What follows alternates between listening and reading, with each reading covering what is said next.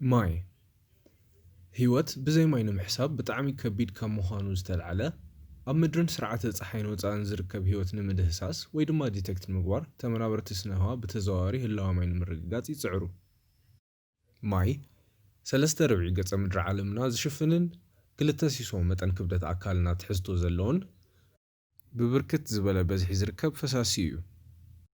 ስለዚ ማይ ንቐፃልነት ህይወት ንስሩዕ ረብሓታት ኣካላት ሰውነትናን ከምኡውን ውሃዮታትና ኣዝዩ ኣድላይን መሰረታውን ውሁድ እዩ። ፅሩይ ማይ ምስታይ ንዝበለፀ ጥዕናን ንዝበለፀ ህይወትን ዋላ እኳ ጠቃሚ ምዃኑ ዝፍለጥ ጉዳይ ይኹን ዘይግቡእ ኣሰታትያን ግጉይ ኣጠቃቅማ ማይን ግን ንዘይምሉእ ጥዕናን ኢሉ እውን ጠንቂ ሕማም ክኸውን ዝኽእል ጉዳይ እዩ። ልክዕ ከም ካልኦት ነገራት ግቡእ ኣጠቃቅማ ማይ ንምድንፋዕ ህይወትን ንምፅባቅ ጥዕናን ካብቶም ቀንዲ ዝስርዑ ኣድለይቲ መድሓኒታትን ክኸውን ዘይግቡእ ኣጠቃቅማ ማይ ግን ንኣሉታዊ ተፅዕኖታት ጥዕና ኢሉ እውን ሕማም ከምኡውን ሞት ከስዕብ ዝኽእል ጉዳይ ከም ዝኾነ መፅናዕትታት ይሕብሩ። ሰላም ተኸታተልቲ ድራር ሾው፣ ሰላም ክትኮኑ ናይ ኩል ግዜ ምኞትና እዩ። ሎሚ 5 ማይ ክንሰትየሎም ዘይግብአና ኩነታት እትገልጽ ሓፃር ቪድዮ ሒዘልኩም ቀሪበ ኣለኹ፣ ተኸታተሉኒ።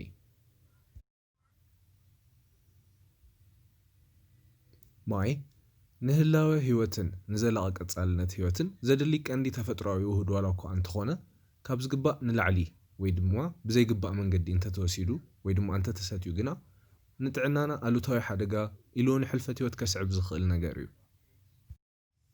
ሓደ ግጉይ ኣሰታትያ መንገዲ ማይ ብሓንቲ ቅፅበት ብዙሕ ማይ ምምዓግ ወይ ድማ ምስታይ እዩ።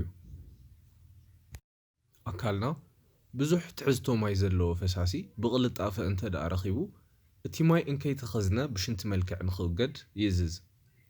እዚ ብምኽንያት ምውሳኽ ትሕዝቶ ደም ስዒቡ እውን ፀቕጢ ስራሕ ኩላሊት ዝመፅእ እንትኸውን ንኣጠቓላሊ ስርዓት ኣካልና ዘይተደለየ ፅዕንቶ ይፈጥር። ካልእ ጉድኣት ብሓንቲ ቅፅበት ብዙሕ ማይ ምስታይ እንትንርኢ ኣብ እንትፍታፍ ወይ ድማ ሰላይቫ ዝርከብ ሳሊቨሪ ኣሚሌዝ ተባሂሉ ዝፅዋዕ ኤንዛይም ብማይ ተዘሊሉ ንክቐጥል ይገብር። በዚ ምኽንያት ድማ እቲ ኤንዛይም ዝህልዎ ኣበርክቶ ይቕንስ። ካብ ምሕጋዝ ምሕቃቕ ምግቢ ሓሊፉ ሳሊቨሪ ኣሚሌዝ ኣብ ከሽዕን ዝርከቡ ካልኦት ኤንዛይማት ንኽምንጨዩን ስርሖም ብስነ ስርዓት ንክሰርሑን ስለ ዝገብር እንተደኣ ብማይ ትሕዝቶ ሳሊቨሪ ኣሚሌዝ ቀኒሱ ግና እቲ ሙሉእ ስርዓት ምሕቃቕ ምግቢ ኣጠቓላሊ ስራሕቱ ከም ዝተኣጓጎል ይግለጽ። ሳሊቨሪ ኣሚሌዝ ቤዛዊ ፒኤች ዘለዎ ኤንዛይም እንትኸውን ነቲ ኣብ ከሽዕ ዝርከብ ሃይድሮክሎሪክ ኣሲድ ብምዝላል ናብ ኖርማል ፒኤች ናይ ምውራድ ረብሓ ዘለዎ ጠቓሚ ኤንዛይም እዩ። ስለዚ ብሓንቲ ቅፅበት ብዙሕ ማይ ምምዓግ ወይ ድማ ምስታይ ንፀገማት ቀሓር፣ ጨጎራን ጋዝን ኣበርክቶ ይገብር። ሃይፖናትሪምያ ብሕፅረት ትሕዝቶ ሶድየም ደም ዝመፅእ ዘይሚዛናዊነት ደማዊ ውሁዳት እንትኸውን እዚ ዘይሚዛናዊነት ወይ ድማ ኤሌክትሮላይት ኢምባላንስ ድማ ንዝተፈላለዩ ተኸታተልቲ ጉድኣታት የቃልዕ።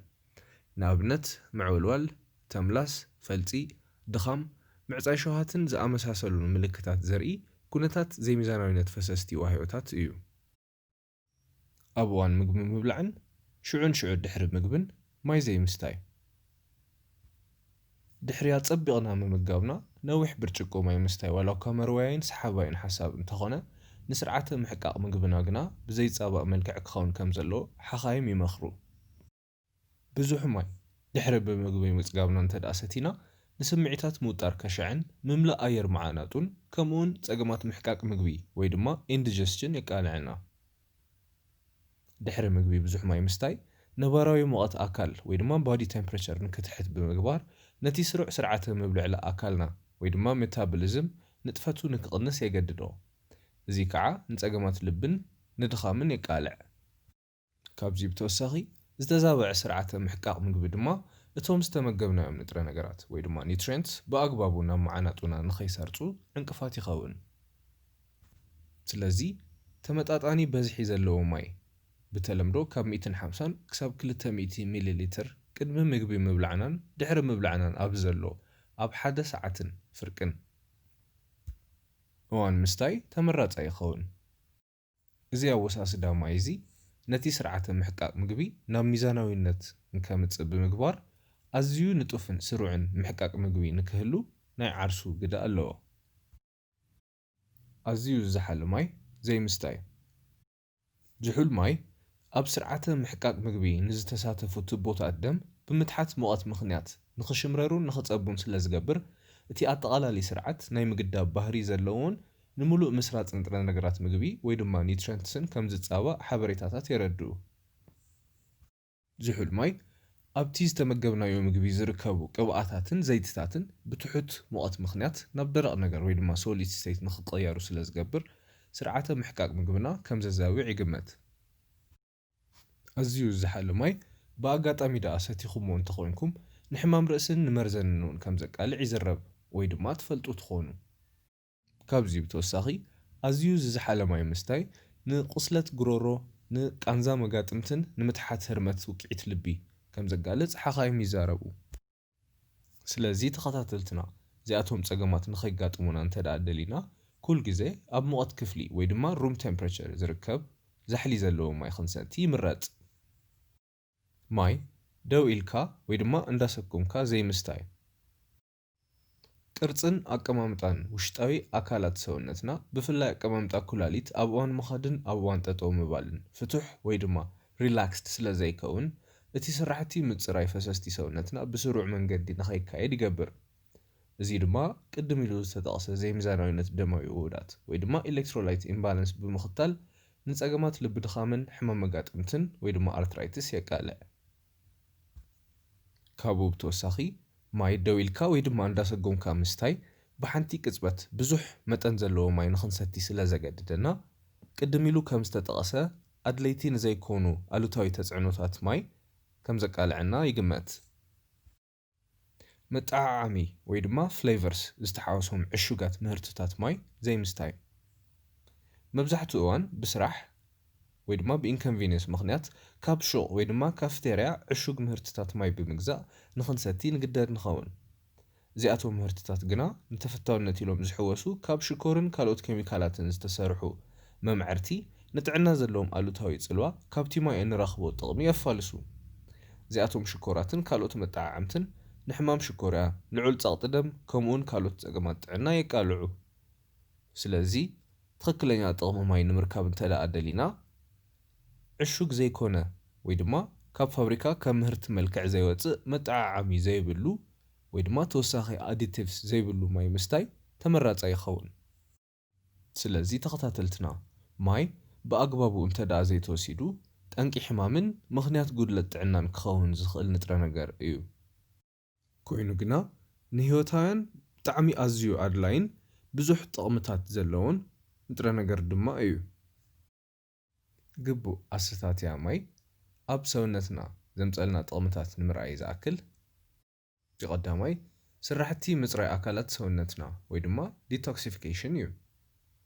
ካልኣይ ኣብ ሰውነትና ንዝርከቡ ኣጠቓላሊ ምብልዕላዓት ከም ሚድየም የገልግል። ሳልሳይ ክብደት ንምቕናስ። ራብዓይ ጸቕጢ ደም ትሕት ንኽብል ብምሕጋዝ።